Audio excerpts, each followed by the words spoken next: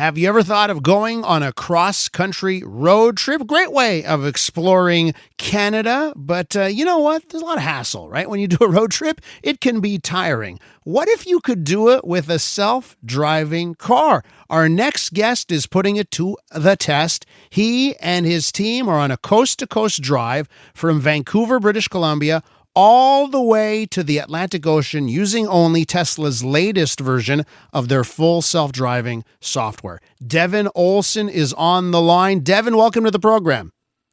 Hey, thank you so much for having us.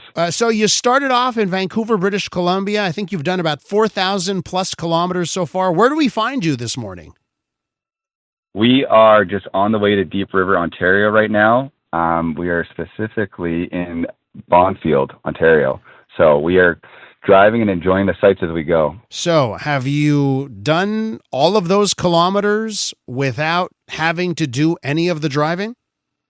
Yeah, we have. So between the three of us, we've all kind of each taken turns supervising, but the three of us, nobody has touched the wheel. Nobody has used a signal. Nobody has done anything other than sit behind the wheel and supervise the car. And the whole thing is being tracked. We have 2 cameras running the entire time. So at some point, we're going to have the video up for anybody to verify it. As well, we have like a website where you can see how many miles we've driven autonomously, how many kilometers we've driven manual, and it's zero. We're still 100% self-driving. No safety issues. It's all been smooth sailing. Now, listen, I have a Tesla. I use this same software, but I take over all the time, you know, for parking, for potholes, for like these very, weird or not usual scenarios. I just wonder, in the drive that you've done so far, haven't there been moments where you wanted to take over or you wanted to do the driving? Yeah, I think truthfully, like if we weren't doing this as a purist drive, there's a few situations where at superchargers it might take an indirect route, or like you're saying exactly, like potholes that are on the road that the car may not avoid properly. Because we're trying to do this intervention free, we've let the car do its thing.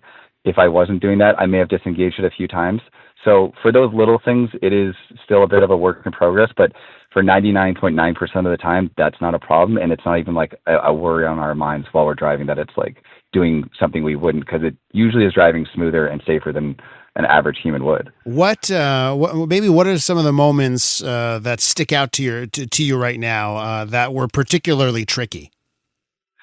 I mean, I don't think so. One of the people I'm with here is David Olsen. He did a coast to coast across America. He started the exact same thing, East Coast to West Coast. And he was just kind of blown away by as much construction as there is here and wildlife. So that's something that has really been the moments where you're seeing how FSD is thinking, because when you're driving straight on a road, following the speed limit, like that is truthfully quite simple, but it's those moments where there's a flagger with a stop sign held up and the car is sitting there as the lead car, and the car has to understand that that's a stop sign, and it's not a stop sign that it gets to go again from. It's a stop sign that has to sit there and wait till it gets spun to slow, and it does that perfectly. Like middle of the night, we rolled it to a flagger, and it waited for a couple minutes. The guy turned the sign to slow, and then you go to the opposite side of the road. So now this self-driving car is driving on the wrong side of the road, but because of the context, it understands that that's what it should be doing. And it's those moments where you're realizing that it feels like it's thinking, and it's really cool. And, we spoke to David after he completed his U.S. trip a few months back. So it's great that he is on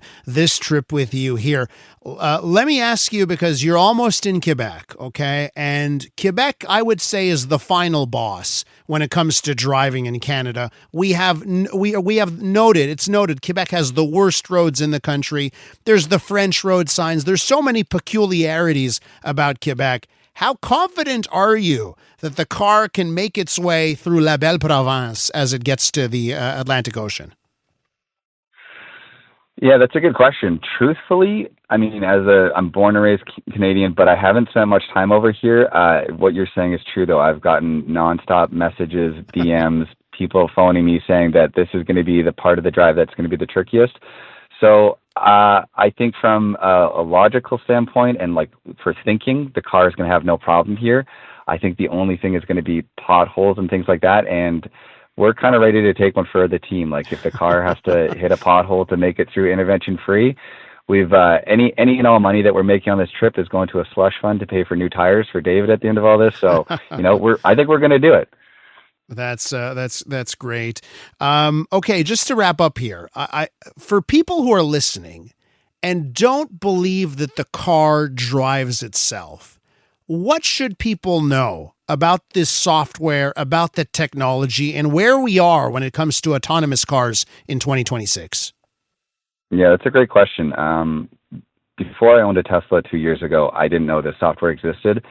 And the more I learned about it, the more it fascinated me, and it didn't make sense. And the more I got involved, I would look out and see, I'm like, how does nobody understand what's happening? And now that I'm deep in the bubble, I do my absolute best to kind of like share that experience with everybody. I make videos on YouTube. I post them online, as does Spencer, as does David, because I think we all just understand how like this technology is cool, but this technology is also like very like life-saving. Like it's a safety thing. It is watching with 8 cameras, all parts of the road, all the time. And so for where we are at a world where there is self-driving cars. Like Tesla is the only one in North America doing it right now for customers.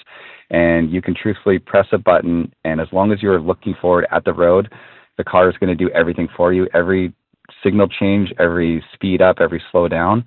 And it's cool. I hope other companies catch up, but for right now, it's just Tesla. Devin, how do we follow your trip here? I have a YouTube channel. It's either Canada FSD or Devin Olsen. You can search either thing. And then on X, I have my same thing. My name is just Devin Olsen. You can also just see David Moss and then Scott's Rules 08 Spencer. Those are the 3 of us.